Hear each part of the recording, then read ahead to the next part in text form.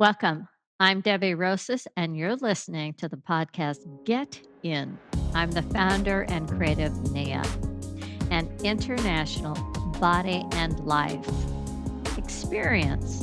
It's not just a workout, it's a practice. And for so many people, like our guests, it's become a lifestyle, a way to dance through life. We've been changing lives with this body of work since 1983. It's hard for me to even believe that's true. 40 plus years later, I am still dancing through life and changing my body and life with this beautiful work. Our topic today is friendship and the Nia journey. Our guests are longtime friends, childhood friends. Little did they know that movement would bring them back together, and that movement would be somewhat of a common bond, something that is not only unique to their personalities, but I think to their souls and their connection as friends. We have Krista Hiser. She is a professor, college professor. Absolutely right. She is smart. She teaches Nia. She is also, catch this, a global leader in a sustainability curriculum and program. This is an evaluation across the higher education sector. Sustainability, right? She not only is interested in sustainability in her own body and life, but in the planet. Thank you, thank you, thank you. She says that she integrates strings of mastery from physical, mental, emotional, and spiritual realms. Having known her for a while, it's true. And at the center of her life, and this is why she models dancing through life, it really is this strand of mastery. She doesn't do anything halfway, she does it all the way. She's a second degree black belt teacher, and she's taught Nia, she's taught Move It and floor play and free dance since 2005. And she currently teaches in one of the most beautiful places on the planet in Honolulu, Hawaii, at the Still and Moving Center. And then there's Laura Geduldig, a master, this is true, certified coach in her 24th year of private practice. When you think about it, coaching has become like a buzzword. Everybody's a coach. Well, not everybody's a master coach who has 24 years of personal experience under her belt. She's founder of Vitality Coaching and an international coaching mentor coach and a second degree black belt instructor. Her work, as she said, it empowers, well, I know it empowers her, and it empowers her clients, it empowers her students to discover that word that we love so much in Nia, vitality, to discover and embody their vitality equation through life goals, wellness practices, and increased vitality. She works with one on one groups. She loves to work with empty nesters. She calls them free birds. Parents spreading their wings and moving towards the next big adventure in life. VIP woman, she loves to work with high achieving women who are seeking the next level opportunity and to look at what does it mean to be that VIP woman and have self-care practices and approaches. So very important. I know that one. And then coaches, emerging coaches, expanding their business, learning a little bit more for somebody who's seasoned with 24 years of experience to deepen their knowledge of coaching, the craft, the art, and the science of coaching. Laura loves to focus on the joy of movement. And I can tell you, I've been in her presence and it's true. She grins from ear to ear. The way she models and brings clarity to the 52 moves, doing free dance or floor play or Nia, doesn't matter. There is a felt sense that this woman knows her craft and she fills it with vitality. Now, I want to share with you a book, and this book is called Women of Spirit: Stories of Courage from the Women Who Lived Them by Catherine Martin. She's also author of A Women of Courage. She is no longer with us. She was a dear friend. She was actually the woman that wrote the first Nia Technique book, Non Impact Aerobics. She actually is the woman that wrote the first article ever about Nia that called attention to this barefoot cardiovascular program. Catherine Martin. I think that the two guests today are a perfect shining example of women of spirit. From Catherine's book, when spirit knocks, boy, hold on, guys, I gotta get water.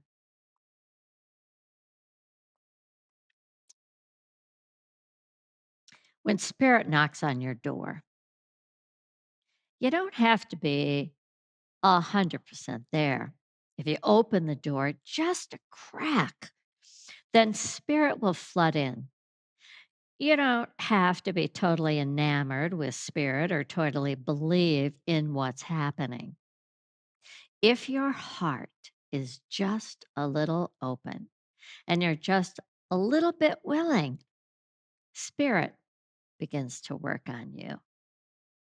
The spirit in Laura and Kristen, well, it was born not only independent, but born as something that was ignited in their togetherness, in their friendship. They each have their own voice, they're each strong, and they're very astute at paying attention to logic and mystery, to the intuition. They resolve body and life issues through research, through practice, and most importantly, by bringing who they are to the table of the experience. I believe that courage and authenticity is at their core. And this talk is a tribute to that and to these two inspiring beings. This talk is not just about them, but it's about friendship. And if you take a moment and think, do I have a lifelong friend? I do. I have a friend named Kathy that we've been friends since I was 4 years old. She pulled my hair on the bus, and that's how we became good friends. These women are friends, and there's something unique about them. I like to say they're larger than life because they live large, they play large, they express themselves large. It's not that they're not afraid, it's not that they don't question sometimes, but they stand for what they believe is true and real. They have a solid philosophy. They follow their heart. And I think that heart is something that brings friends together. There's something, the sparkle they see in each other, and they just want to be friends. And they feel more empowered in each other's presence. And they encourage each other. They don't feel threatened, they don't feel judged. They actually want the other one to be as big and as brave and as loud as they can. They come from different backgrounds, they've had different lives. And in the quiet moments of just sitting with each other again, they remember something. That's something that brought them together. That that heart, that friendship, that thing that we call Nia dance. I believe friendship is something that is important to the evolution of humanity. I think we need it more than ever. I think that COVID was an opportunity for people to realize having one friend can make a big difference in how you feel in lonely times. And friendship, friendship that began with somebody when you're a child, you realize that friendship is not limited to an age, to a certain image, a belief, a religion, a country, but it speaks to all people. Something, a special spark that pulls people in towards each other. You want to sit next to that friend. You want to call them. You want to send them a note. Maybe you want to go on vacation with them. But boy, when you're in their presence, there's something inside of you that lights up. It's a truth, I believe, that all people know. And I've seen it happen time and time again that sometimes adults forget how important friendship is, particularly a childhood friendship. And adults can disguise having friends with older people they meet in the now time, but there's nothing like that friend that pulled your hair on the bus or that you were a cheerleader with or you went to dance classes with. I think people today are seeking that kind of connection, that friendship. They're looking for it.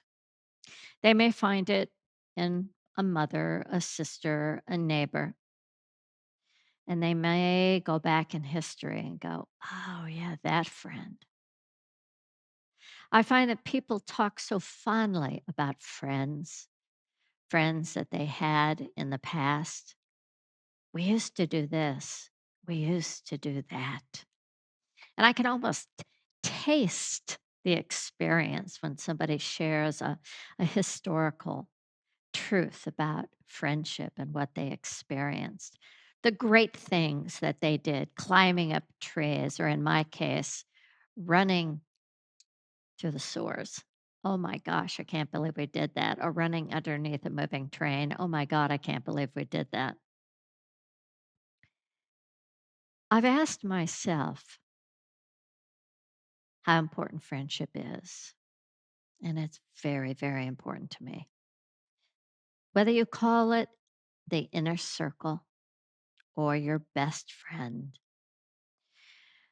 friendship is good for our body, for our health, for our well being. It's good to get encouragement for being authentic, for who you are. It's like having that cheerleader that eggs you on and said, go, girl, you can do more, you can do better. Friends help us continue our dreams.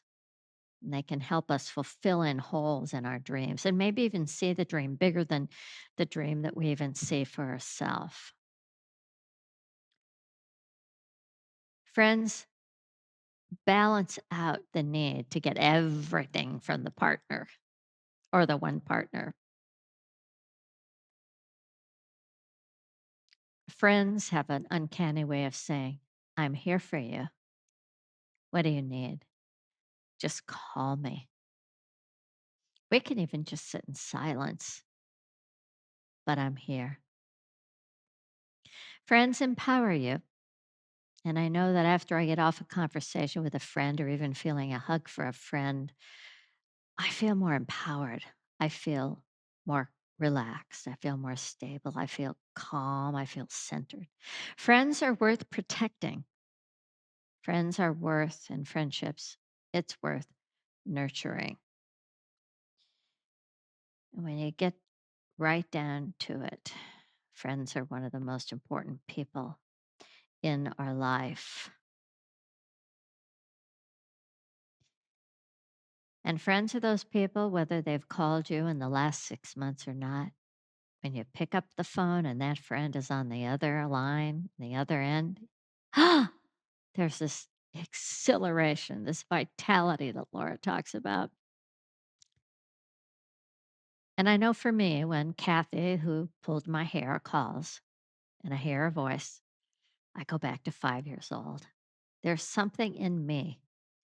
I'm It's like the smell of apple pie and the memory that that brings. It's the hearing of Kathy's voice, the tone of her voice that awakens me to the past, to the friendship, to the experiences that we shared. And that now in my 70s, Kathy in her 70s, We haven't lost a beat. And the friendship in the story will continue until one of us moves on first. And I like to believe that in heaven, that friendship will be intact. Welcome, Laura and Krista. My God, I'm so excited. I'm so excited for you guys to be here. I saw some amazing pictures that I know we're going to get to pop in that really document your friendship. So, before we begin, I'd really like you to share with the audience, who were you when you met? Okay, now this was, you were young, but who were you? Describe that person when you met. Now, I'll give you an example. When Kathy and I met, I was afraid. I had a lisp. I didn't feel good about myself. I was insecure. So, of course, she pulled my hair, right? So, I'm going to start with Laura and then we'll go into Krista. Laura, who were you when you met? Describe that moment when you met Krista. Oh, this is fun, Debbie. Thank you so much for having us. This is really kind of just an amazing honor. Um, well, I think Krista, we met in what we called junior high in seventh grade. Krista and I went to two different elementary schools in Lincoln, Nebraska. And my first memory, I don't have the exact moment of when we met, but I just remember we were, in the same grade and had some crossover friends, but we were kind of in different friend circles. And I think I was, probably very insecure at that time in my life and wanting to fit in. I was the only Jewish girl in our entire high school, and nobody had hair like mine. Nobody looked like me. And I just wanted to fit in. I think I was a little self absorbed at that time. Insecure the way middle school kids are. And I just remember, even though our kind of best friendship didn't emerge until we were on the pom pom squad together in high school, I remember Krista always being kind to me and very sweet person and incredibly smart, which made me want to be more like her. She also seemed like very confident in her intellect. And I remember thinking, I'm kind of over here in this group, but eventually becoming more in the group with Krista was very grounding and very special. We also took dance classes. It wasn't like we planned it, but we took classes from the same studio. So we were from middle school, we were taking, what middle schools take. There wasn't hip hop back then, but it was like ballet and tap and maybe some kind of modern. And that was a crossover experience that was the beginning of our dancing friendship together. Beautiful, beautiful. Okay, Krista, Mm. who were you when Uh, you met Laura? it was very kind that Laura said I was confident in my intellect. I think that's a nice way of saying kind of nerd. I can picture exactly where our lockers were in seventh grade and who I shared a locker with and who Laura shared a locker with. Laura shared a locker with all these really popular girls, and they all wore a lot of eye makeup. And I was more of a nerd.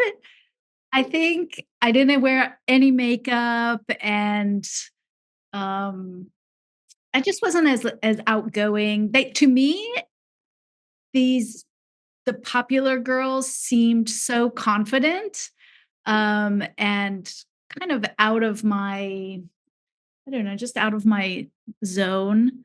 Um, I remember hanging out with all the different groups, through junior high and high school, like, maybe not so much identifying with one group. I did hang out with, the intellectuals. I hung out with the stoners. I hung out with the, pom pom squad, when that happened in high school. And, there've been actually studies about these group dynamics in junior high and high school. And I think what we're talking about here today is that the clique that you belong to or the friend group isn't what defines you. it doesn't ultimately define who you become. It's just a navigation. And the moment I remember of really feeling that I was friends with Laura, um, probably sometime in junior high, and Laura got sick, and I remember her bedroom also perfectly.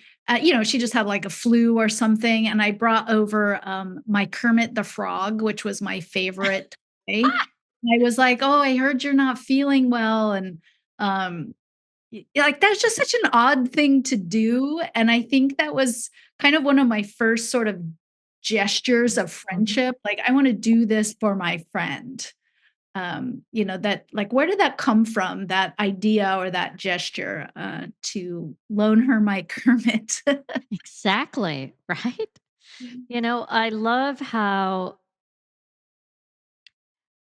Laura talked about, being the only Jewish girl in school, and there was nobody that had hair like mine. And you talk about, cliques and, defining friendship. Friendship meaning you're like me, let's be friends. Or, Krista, in your case, a larger lens of groups, friendship, greater diversity in hanging out, as you said, with different groups. And, I think that developing friends is one of the ways that we get to learn about ourselves. We kind of get to know what we like, what we don't like, so that then eventually we find places that we feel like we fit in or we want to be there. You know, I want to be a professor. I want to work in sustainability. I want to be a coach. There's a group, right, that one feels comfortable in, and that one I believe in terms of friendship, we get to test out how honest can we be? We get to test out how authentic can we be? How truthful can we be? And we get feedback back, right? Feedback back. I love the question, why did I bring Hermit the Frog? Mhm. Now I can analyze and say, well, first of all, it was that thing that I mentioned that you're both really good at, intuition. You followed the magic. You followed spirit. And this is part of women of spirit. You follow spirit. You know that there's this innate something that if you just say yes, magic will happen. And magic happened. You said yes to Kermit. What do you mean, Kermit? It's my favorite. And you brought Kermit, you walk into this bedroom, and it's like, whoa, whoa, whoa, right? And the bedroom, another little piece of knowledge about who is this Laura person I think I want to be friends with. What was her bedroom like when you walked in? What'd you see? Oh, Laura's high school bedroom or junior high school bedroom was like boho, hippie, like aesthetic, very cool, lots of posters and like drapey things. She had so much style, and it was very much like entering sort of a teenage cave. Lots of Duran Duran posters and whoever I thought was like a cool band, right? I was so into music. Krista was really into books, and I was really into music. So I think that's still is So true. here you are in bed, right? Sick. And this person comes over, which you're kind of friends, right? And she brings over Kermit the Frog. What did you think? I thought, I mean, I have to go back into my memory bank, but it's actually coming pretty clear at this moment. I remember this was a crossover time for me. I know Krista said I was, kind of into the popular group. And really, now that I've looked back at it and learned more about myself, it was simply because I just so desperately wanted to fit in. And that's Mhm. like the group to do it with. But when Krista made this grand gesture, it really actually touched me so deeply and made me realize maybe the people that I'm putting my energy towards aren't the best people for me. And I want to be with people that are like Krista, that are thinking about me, that are noticing I didn't come to school for a few days, coming over and bringing me something sweet to cuddle with and holding me in their heart. And I really feel like even though we'd known each other up to that point, this was the spark. And also a crossover for me of realizing like I want to put my energy towards more high quality people. Who knew Kermit the Frog could could create so much psychoanalysis in somebody as to right? Talk about a behavioral shift or a choice shift, and yet I think that that's what friends do. My experience has been that friends will surprise me about me, and that's one of the things that I love about, the friendship. Did you ever go to Krista's bedroom, and what was her bedroom like, Laura? Oh, yeah. Well, first of all, she had an amazing wardrobe that was, much of the time, what was like her mom was buying her beautiful clothing, which I love my mom, but that's not something that we share. And I was always in awe of, wow, look at all this clothing. And have to be honest, Krista had this like very slim fit body. And of course, I was always like a little jealous of her body. Um, Her bedroom was, I remember it being cool and lots of books, of course, and a little less maybe like funky crazy than mine, but a little more like grounded and a little more studious than me, which is like part of our awesome balancing of each other. Do you, Kristen, do you think that Laura still has that same vibe that you saw in that bedroom? Has that been carried through in her whole life? Okay, so the energy personality, right, of Taekwondo, right? So the energy personality of Laura is still the same, right? And how about Krista? Do you think Krista's is pretty much the same? Yep. I love 100. that. Yeah, and I Yep. bring that up because I think that the bedroom, a child's bedroom, is one of the first places that I see a child saying, "This is me. This is how I want to be perceived. This is how I want people to see me. These are the colors that I like. These are the bands. I want everybody to know I listen to this music or I read this book or, this organization, these colors are important to me." And I was lucky. My mother was uh, an amazing artist. And so everything in our house was always changing artistically, including my bedroom. And I always loved what she did. I remember one year she decorated my whole room like Alice in Wonderland. And she bought a dressing table and she had this Alice in Wonderland skirt. And somehow, through her artistic endeavor, I got to get out of my habit of how I would have had my bedroom. And I got to experience something different by letting her have her hand on the palette in a sense in those four walls that were mine, and it was a small four walls. I grew up in a three-bedroom house, 950 square feet. Think about that. Three bedrooms and 950 square feet, one bathroom.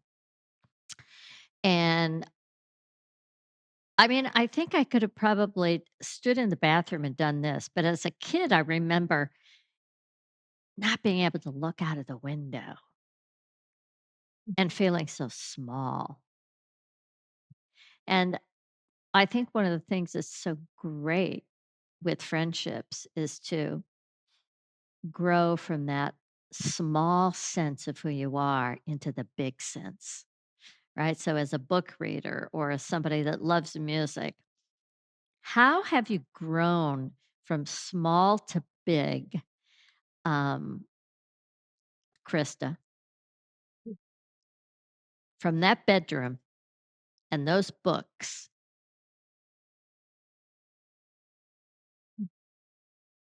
I don't really know even the entry point to quite answer that question.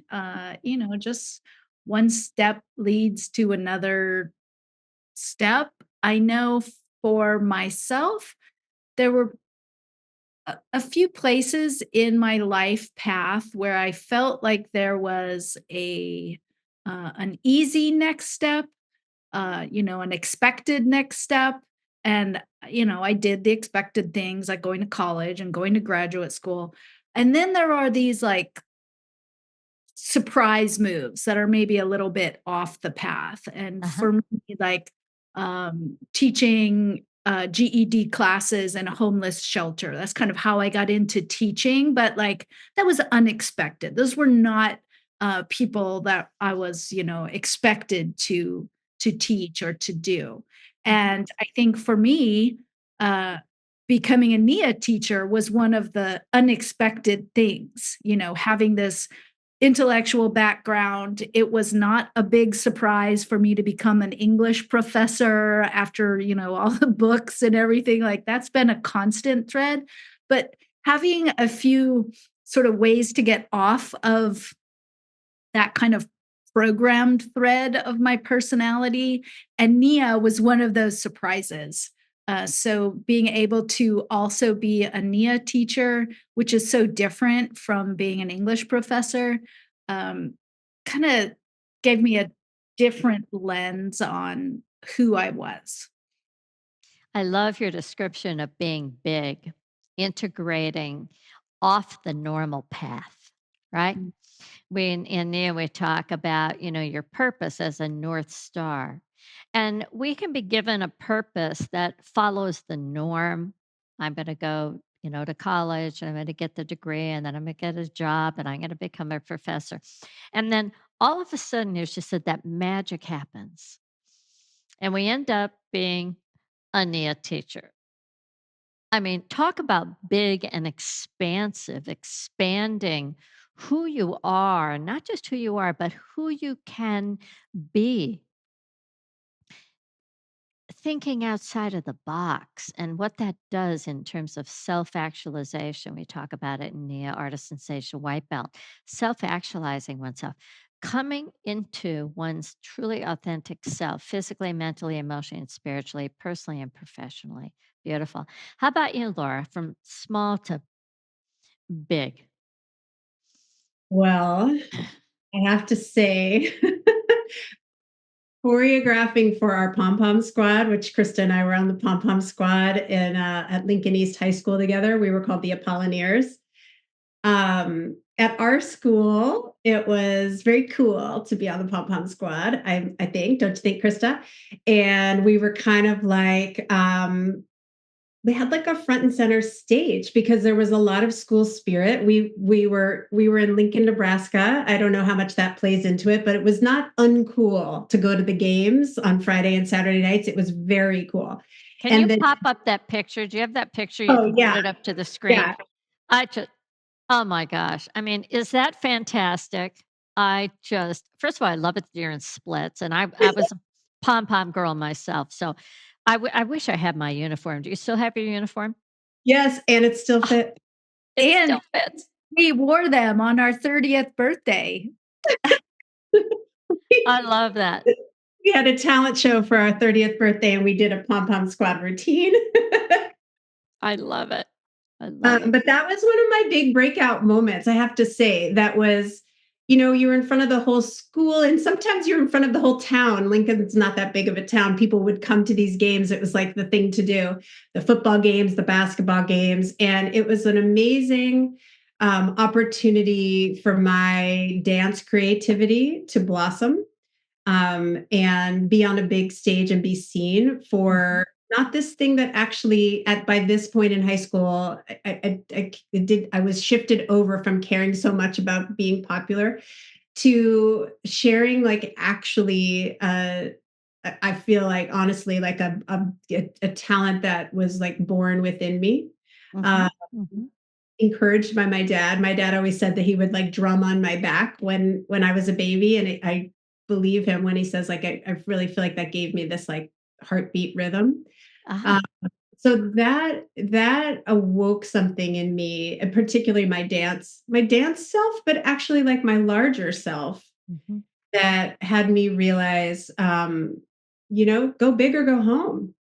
like go for it. So, I mean, that showed up in different ways. In the summers during college, I kind of similar to Krista's experience. I was a camp counselor for a camp for inner city boys from New York, low income, and learned so much about myself through that community and that experience, which was so different than Lincoln, Nebraska. I want to point out Krista and I both, it was very common, no judgment, but there was very common in our high school to go to the University of Lincoln. Very few kids from our high school went away to school. Both Krista and I went away to school. Mhm. That made us kind of unique. And I think that was kind of a going big. Um, there are a lot of examples in my life, but I think one of the other big ones is, like you said earlier, Debbie, now everybody's heard of coaching or has a coach or has experienced talking to someone who's a coach.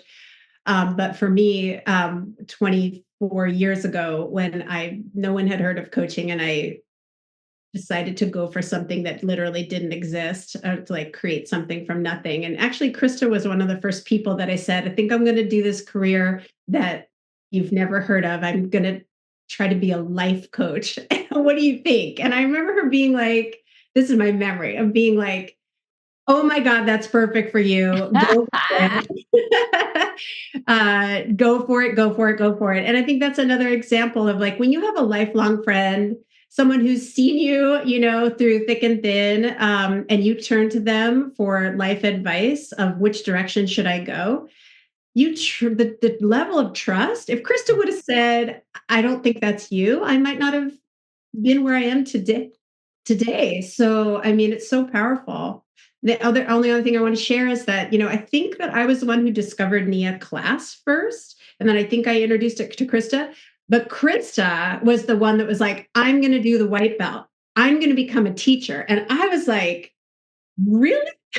And when she started doing it, I was like, well, I can do that too. So, I mean, Krista has like, we've been like pushing each other to go big throughout our whole lives. No, I love how you both describe the the birthing of your go big and the relationship of your life journey, including all the little details of, do I have books in my bedroom? Do I have music, right? Posters on my wall. And the most successful professional, I believe, is the one that becomes that professional from having walked the path personally. And, having listened to many of your stories, Laura, and also had you in trainings and hearing your questions, you are a curious seeker of body and life knowledge, which makes you a perfect coach. And Krista, what I know is always looking into the future, always looking into the future. This big eagle eye, something, and with this sensibility of, I don't want to miss anything, right? And so that insatiable thing, oh, that, okay, now I'm going to teach it. Right, that educator in her. I've got to dive that deep into it. I've got to teach it. Why? Because she wants to know it. Right? She's not, Krista's not an imposter Mhm. at all. It's not something that her knowledge is in her head, it is in her body. And, to have that one foot in personal and one foot in professional is such a beautiful integration of mastery, I would say, regardless of what it is that you do. Um, that friendship of being able to call and ask and say, I'm thinking of doing this. And then you talk about, Laura, about having someone reflect back to you. It's perfect for you. That's perfect for you. The confidence. did it give you confidence just from hearing your friend say that you said, "Okay, I'm gonna do it"? Oh, yeah. I mean, Krista and I go, from the resilience routine, that song way, way back. That's our song. We go way, way back. And even at the time, the Paul, who became my husband, we were just dating and living together at the time where I was making this career change. So I'd known him for 3 years. I mean, I trusted his opinion, but it's Krista who really knew me Yeah. and was able to give me that permission and courage. Mm. And, Krista, did you have a moment in your life where you called Laura and said, "I'm thinking about doing this"? I know you did it with, "I'm gonna teach Nia," right?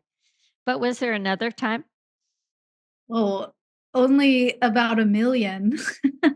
Um, having I sometimes joke that having a best friend who is a professional trained life coach is pretty awesome, because, Laura's just really trained in the art of listening, Yeah. and she's so genuinely curious. She knows how to ask about something. Like, I mean, we could talk about anything for like 12 hours. Like, what we basically do when we get together is sit on Laura's couch and talk for like 10 hours at a time Mm, or dance. And so she has this trained listening and this trained curiosity, but they were always her characteristics. She's like a natural friend in that she's just curious about her friends and her people. So we joked at when Laura was getting into life coaching that she had found a job talking on the telephone because we can also talk on the phone for many, many hours and just that's what she does for a living. So I feel really fortunate that I have a trained coach for a friend. to get paid for what you love doing, there is no greater profession. We both have. Absolutely We both have. none, I think. Yeah, right? I also wanted to say something about teaching Nia and the practice of teaching what you sense. Mhm. I think for me, like teaching is a way of like in education theory, we would call it metacognition, like noticing what I'm sensing and then bringing a voice to it.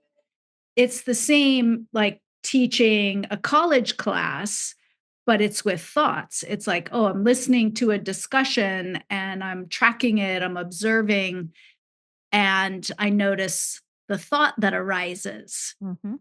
And it's very, I think all of that comes out in the practice of teaching what you sense, which for me, there was something really new in that, an internal recognition that when you're teaching, you give voice to. And I think that's something that Laura's coaching practice, my professor practice, and the Nia teaching practice all have in common.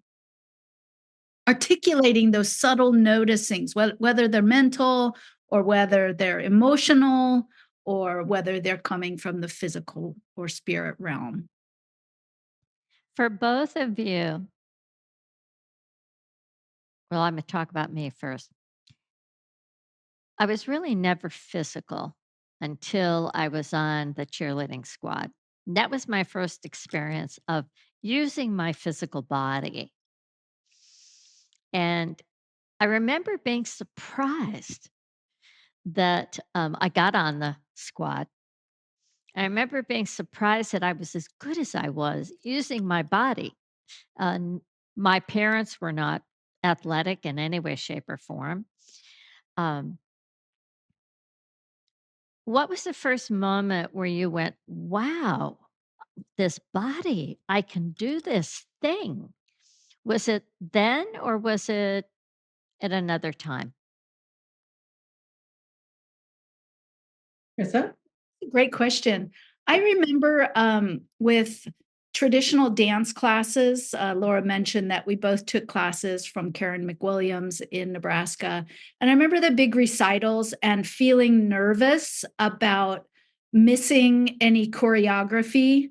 I was not always, I didn't always have the choreography as tight, but there was something in the Apollinaires tryouts that were less about the tight synchronicity of the choreography and more about what energy we could bring into it. Mhm. So, I think just the sense of being able to bring expression into a movement Yeah, more than getting it tight, yeah, like loose but tight, tight but loose.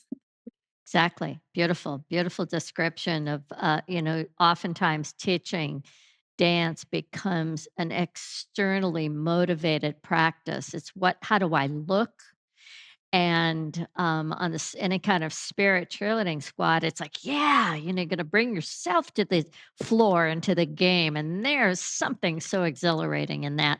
And I hope that that's one of the things that Nia dancers feel. Oh my God, that's an authentic thing. If this is me doing this choreography, yeah. How about you, Laura?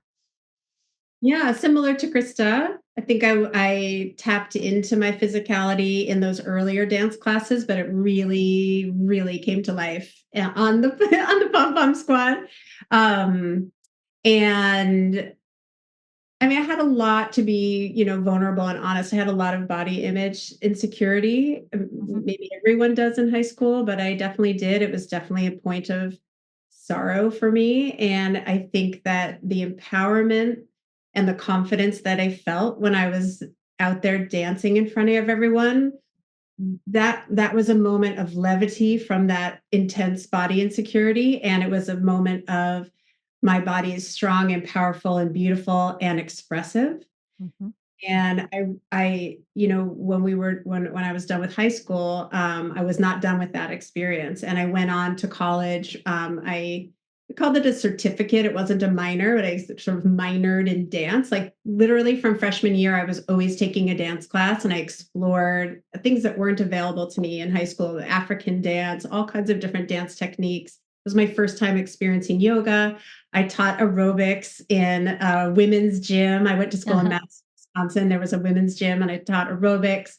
Um, and I wanted to say, in terms of, finding that body empowerment, for I think a lot of people, this was true for me. When I was done with high school and college, it's like, so then where do you go with your dance practice? Where do you take that, and how do you continue that empowerment? And I think for some people, that's a point of where they disengage.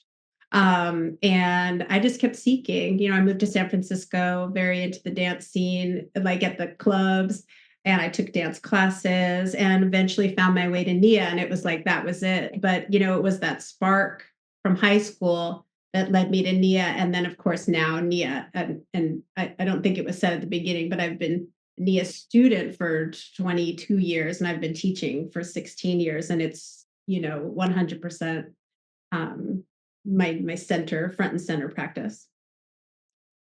I think the lesson that you're sharing with the listeners are that that burning desire to fulfill that itch that maybe we stop scratching when we age and we grow older, to find a way to be able to have that thing that you love that gives you so much pleasure, satisfaction, and joy, to find a way to, and Krista can, she'll love this, for sustainability of one's life and one's enjoyment, one's health and well being, passion for living, vitality.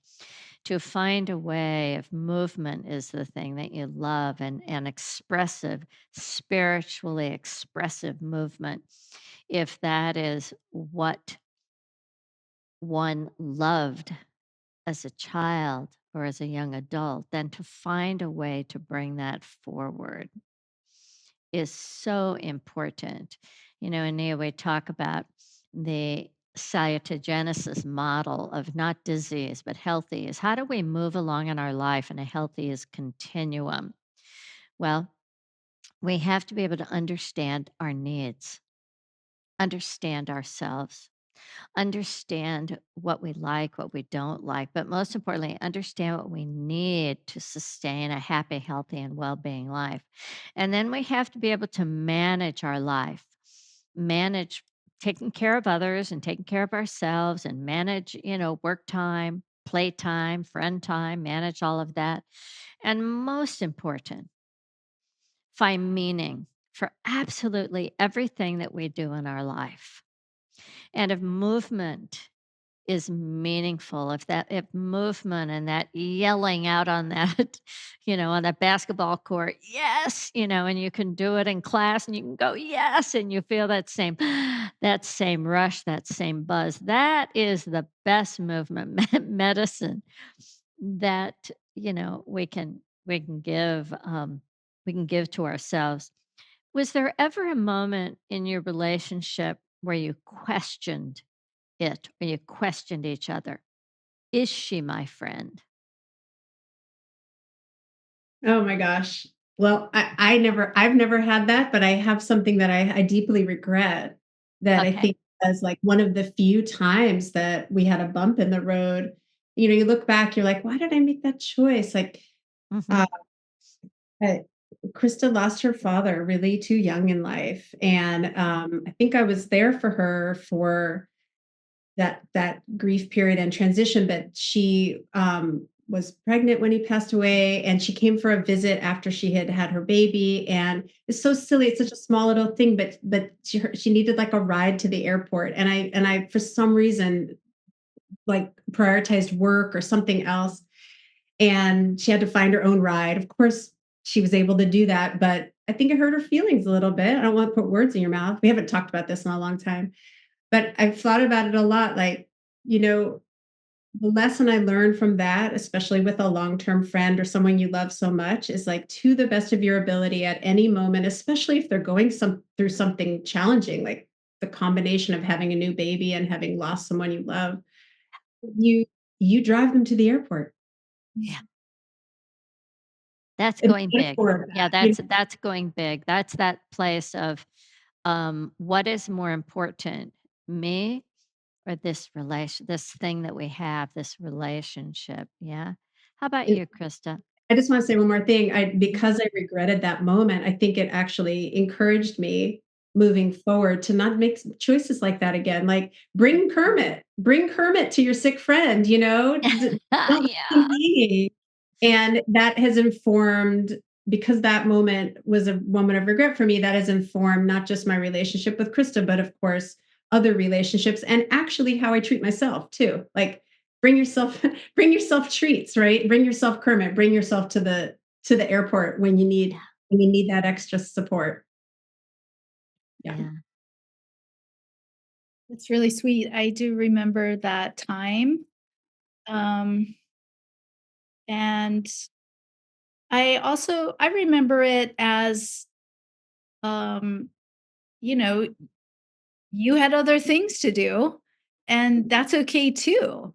I follow your model, Laura, a lot. You're really good at saying, I have this other thing to do. I'm prioritizing this. I have to do that. You're really good at setting boundaries that let you take care of yourself and your family. I'm sure you had something very legitimate that you had to do that day instead of taking me to the airport. And so, I think they're both true. Uh, and and it's really sweet to hear you say that about that moment. And yeah, they're both true. I mean, think about it. At least from my side, I haven't had many doubts about our relationship, or we haven't had that much turbulence, little blips, but we've really been dedicated to each other, like for our whole lives. Being committed, we can commit to our body and life in so many different ways, but being committed to sustaining a relationship. It takes time, it takes attention, it takes life force energy. It takes that moment of stopping and pausing and just thinking about oneself and thinking about the other or thinking, about the relationship. And, friendship that is a long, long path that's walked together is an incredible gift. And then there are those moments, and talk about mine with Krista. People come into my life a lot through the door of Nia. That door cracks open, they come in. So our relationship is not friends, right? I know they're here, they want to learn something, they're paying me something. It's this professional relationship.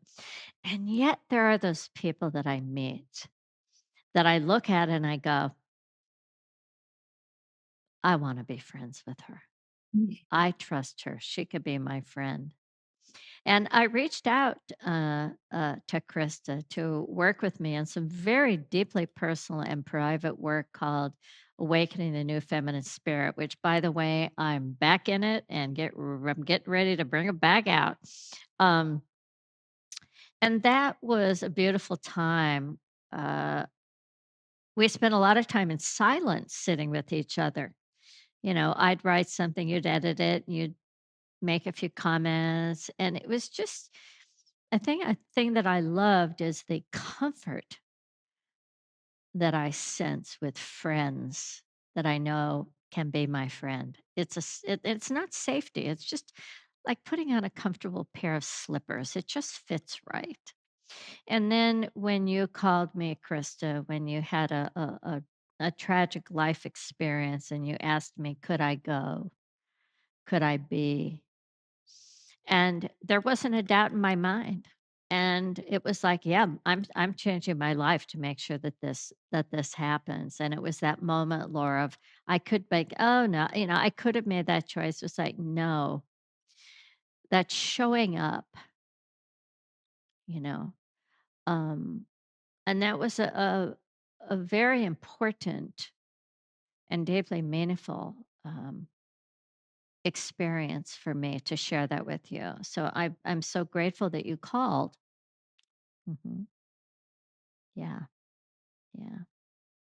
Well, I want you both to think about, right? You can 1 to 3 things that you want to leave our listeners with.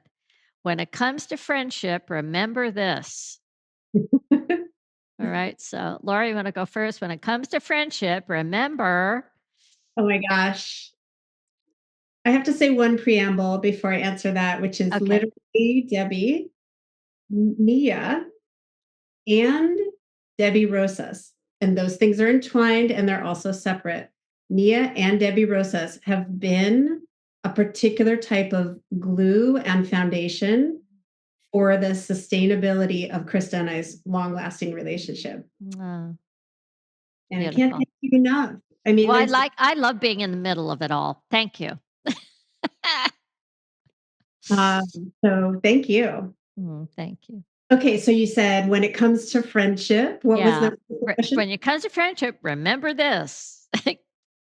Okay, all right. When it comes to friendship, remember to lead with your heart. Mhm. Okay. Remember that small little, you know, maybe a tiny little misstep or a word said incorrectly or someone doesn't remember exactly this or that. Those small things do not matter. The what's much more important is the playing the long game. Yeah. And I think what's mixed in with that is also like giving people grace and space and forgiveness is much more important than blame or shame in a relationship. Those things are not necessary. And then I'd say when it comes to friendship, dance together.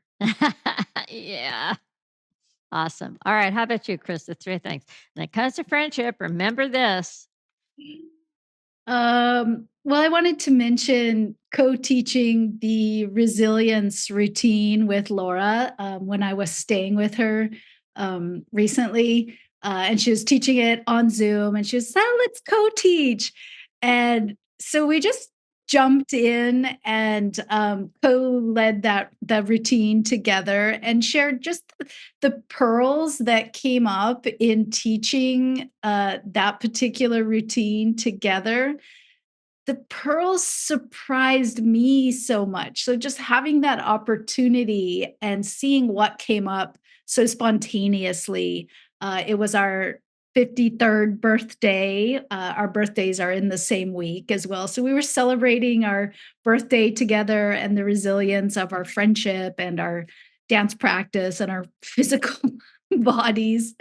And that was just like such a cool experience, really remarkable. But when it comes to friendship, remember, um, you know, there's making room for more than your primary partner. I'm not married.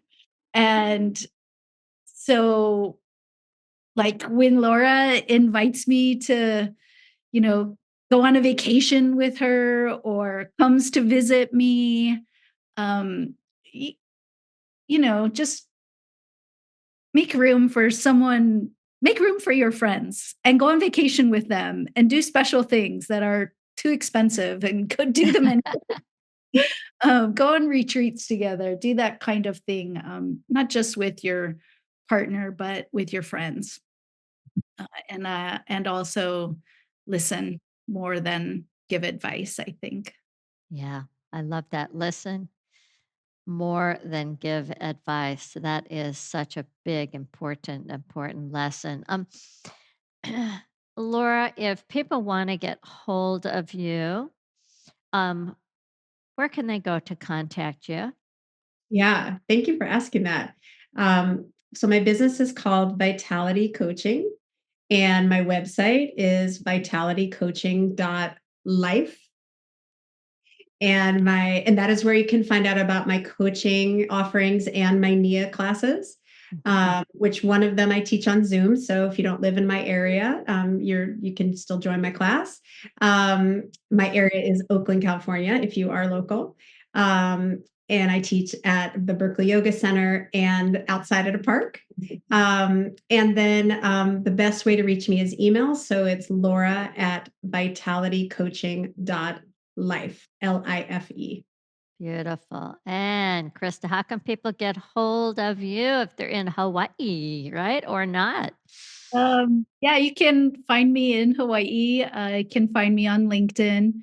If you are in higher education sector and want to talk about accreditation, I'm really busy with work that I'm doing right now for Global Council for Science and the Environment.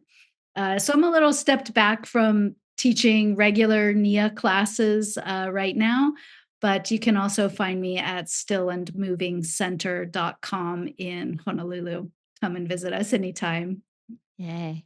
Beautiful, beautiful. Well, I can't thank you enough for this journey into my heart, back into the importance of friendship and the importance that friendship is in our life, health and well being, such an important part of my work. So anything that adds to people's health and well being, you've got my ear. And I've loved sharing this with you.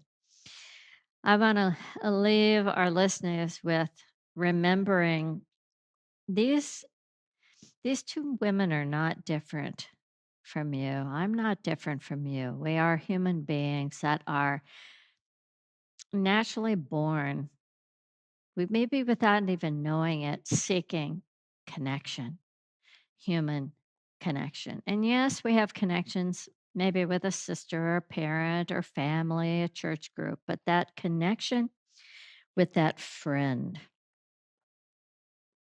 have the courage to pick up the phone and call maybe a friend from the past, and rekindle that friendship. Maybe write a letter to that friend and apologize for maybe a hurt feeling.